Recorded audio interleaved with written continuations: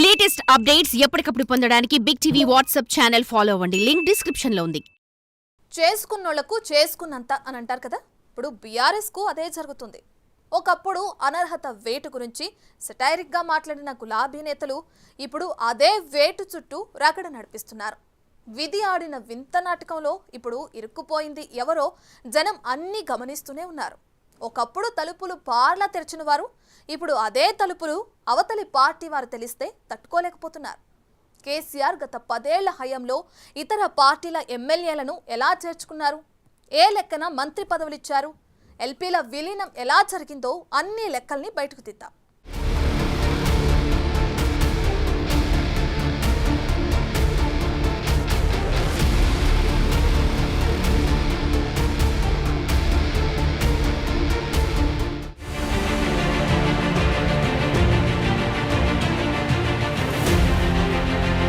Party ఫిరాయింపులైనా అనర్హత వేటైనా total గా ఈ వ్యవహారమంతా హైకోర్టు, సుప్రీంకోర్టు దాకా వెళ్లినా ఫైనల్ గా స్పీకర్ దగ్గరికే మ్యాటర్ వస్తుంది. ఆయన పరిధిలోనే నిర్ణయాలకు ఛాన్స్ ఉంది. చట్టం కూడా ఇదే చెప్తోంది.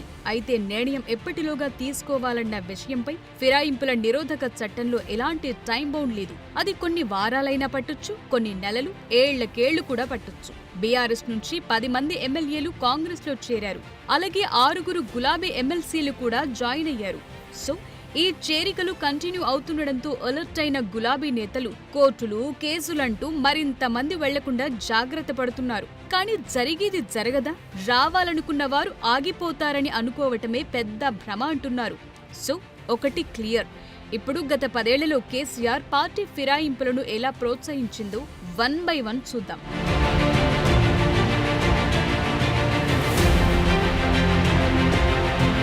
ఫిరాయింపులంటే ఏంటి అన్నట్లు ఇప్పుడు క్వశ్చన్ మార్క్ ఫేస్ పెడుతున్నారు గులాబీ లీడర్లు. చేసిందంతా చేసి ఇప్పుడు అనర్హత వేటు వేయాలని కోర్టుల చుట్టూ తిరుగుతున్నారు బీఆర్ఎస్ నేతలు.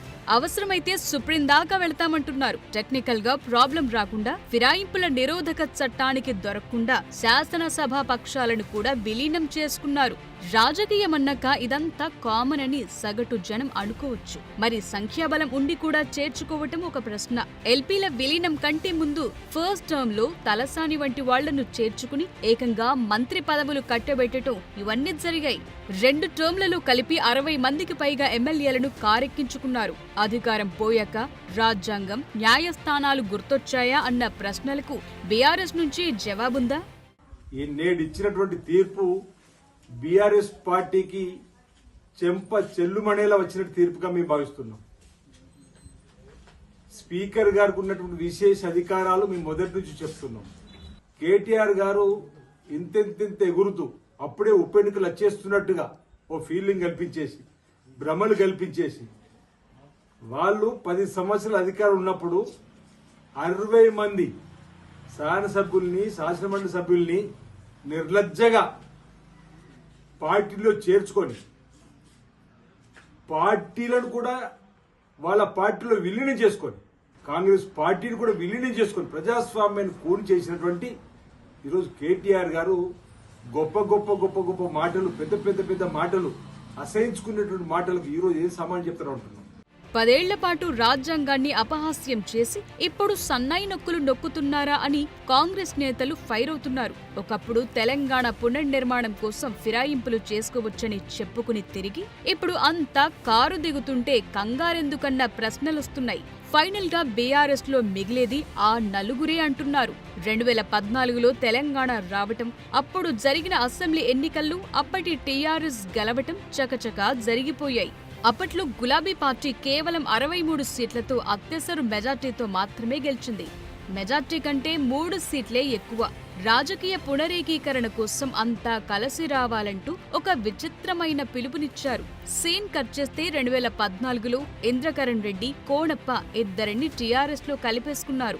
2014 ఎన్నికల్లో టీడీపీ నుంచి గెలిచిన 15 మంది ఎమ్మెల్యేలు మాధవరం కృష్ణారావు, చల్లా ధర్మారెడ్డి, ఆ తరువాత ఎర్రబెల్లి దయాకర్ రావు, తలసాని శ్రీనివాస్ యాదవ్, మాగంటి గోపీనాథ్, అరికెపూడి గాంధీ, కృష్ణారెడ్టీ, వివేకానంద్, రాజేందర్ రెడ్డి, ఇలా మొత్తం 12 మంది టీడీపీ ఎమ్మెల్యేలను దశల వారీగా ఆకర్షించి టీడీఎల్పీని టీఆర్ఎస్పీలో విలీనం చేయించుకున్నారు. అందులో తలసానికి మంత్రి పదవి కూడా కట్టబెట్టారు.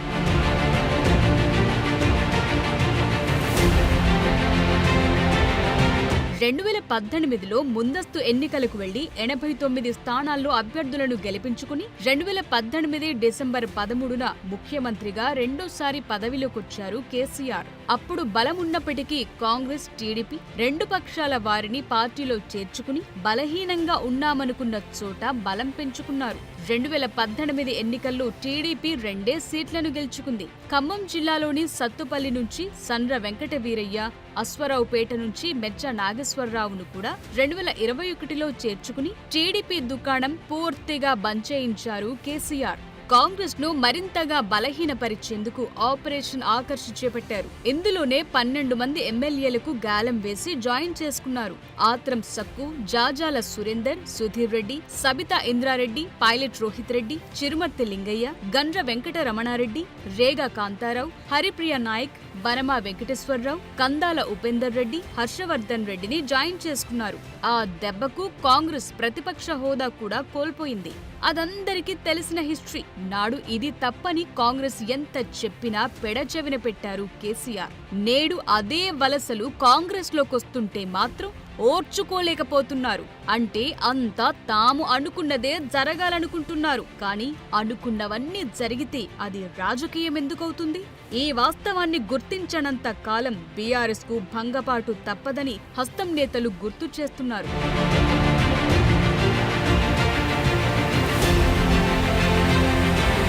అప్పుడు బీఆర్ఎస్ కు రాజ్యాంగం, ఫిరాయింపుల నిరోధక చట్టం, కోర్టులు ఇవేవి గుర్తుకు రాలేదు. కానీ ఇప్పుడు ఓ 10 మంది కారు దిగగానే కోర్టులు, కేసులంటూ హడావిడి పెంచారు. బైపోల్స్ వస్తాయని, ఇక గెలిచేస్తామనుకుని ఊహల్లో తేలారు. కానీ అసలు వాస్తవం గుర్తు తెచ్చుకోలేకపోయారా అన్న ప్రశ్నలైతే వస్తున్నాయి. కేసీఆర్ తొలి టర్మ్లో కోమిటిరెడ్డి వెంకట్రెడ్డి, సంపత్ కుమార్ స్పీకర్ పైకి హెడ్ ఫోన్స్ విసిరి గాయపరిచారన్న కారణం చూపి 2 సభ్యత్వాలు రద్దు చేయించిన చరిత్ర ఉంది. సో కర్మ సిద్ధాంతం అనేది ఒకటుంటుంది. అది ఎప్పటికైనా తగులుకుంటది అన్నది ఇప్పటి పరిణామాలు చూస్తున్న వారికి అర్థమయ్యే విషయం.